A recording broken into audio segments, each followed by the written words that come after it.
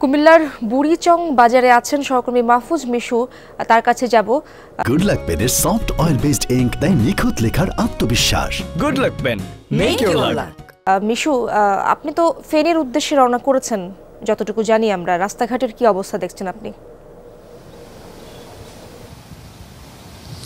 একদমই ভালো অবস্থা না ইশরাত। আমরা ঠিক 6টার সময় ধরেন বাংলা মোটর থেকে রওনা করেছিলাম, আমরা ঠিক মতো আসছিলাম, কিন্তু কুমিল্লার বুড়িচং বাজারে এসেই আমরা প্রায় 1 ঘন্টা 40 মিনিটের মতো এখানে জ্যামে আটকা পড়ে আছে। এবং আপনি দেখছেন যে এই জ্যামটির শুরু কোথা থেকে সেটা আমরা জানি যে বুড়িচং বাজার থেকে, কিন্তু জ্যামটি সম্ভবত একেবারে ফেনী পর্যন্ত গিয়ে ঠেকেছে। এবং উল্টো পাশের যে রাস্তা, অর্থাৎ ঢাকা চট্টগ্রাম হাইওয়ে, চট্টগ্রাম থেকে ঢাকা আসার যে রাস্তা, সেখানে কিন্তু আমরা কোনো গাড়ি দেখতে পাচ্ছি না। এবং এখানে যে মানুষগুলো আমরা দেখছি, এর ভিতরে পাবলিক পরিবহন খুবই কম, বেশিরভাগ গাড়ি হচ্ছে সেনাবাহিনী, র্যাব।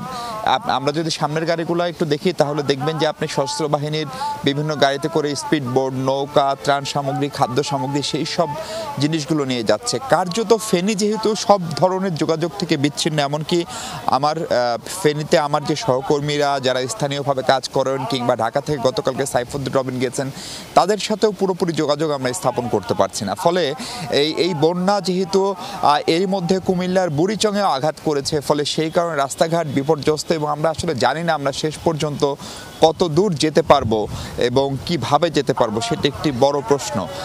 এর পাশাপাশি যেটি আমরা বন্যার খোঁজ খবর যতটুকু পাচ্ছি, তাতে পানি নতুন করে বৃষ্টি আজকে সকালে এখন পর্যন্ত এদিকটায় দেখি নাই, ফেনীরও খবর পাইনি। কিন্তু যেহেতু আমরা ভাটির দেশ, ফলে পানি উজান থেকে যখন আসা শুরু করেছে, বিশেষ করে ভারত অঞ্চল থেকে, সেই পানি আসা অব্যাহত থাকার কারণে মানুষের দুর্ভোগ, নানা ধরনের বিপদ এবং মানুষের লাশ আস্তে ধীরে ভেসে উঠছে। এবং ফেনীতে আসলে কি হচ্ছে সেটি এখন পর্যন্ত খুব সুনির্দিষ্ট তথ্য আমাদের কাছে জানেন। একটা তথ্য জানিয়ে শেষ করে, যারা ফেনীতে উদ্ধার কাজে যেতে চান তারা সুনির্দিষ্ট প্রশিক্ষণ এবং পর্যাপ্ত নিরাপত্তা সামগ্রী ছাড়া তারা যেন না যান। আমরা এরই মধ্যে এরকম খবরও পেয়েছি যে যারা উদ্ধার কাজে গিয়েছেন তাদেরও অনেককে আমরা খুঁজে পাওয়া যাচ্ছে না। ফলে সতর্ক থাকা যেরকম জরুরি, ঠিক একইভাবে সরকার সমন্বিতভাবে যে ত্রাণ এবং উদ্ধার কার্যক্রম চালাচ্ছে, তার সঙ্গে সংহতি রেখে বেসরকারি খাত, ছাত্র জনতা, শিক্ষক, বিভিন্ন পেশাজীবী, তাদের সবার এখন এক হয়ে এগিয়ে আসার সময়।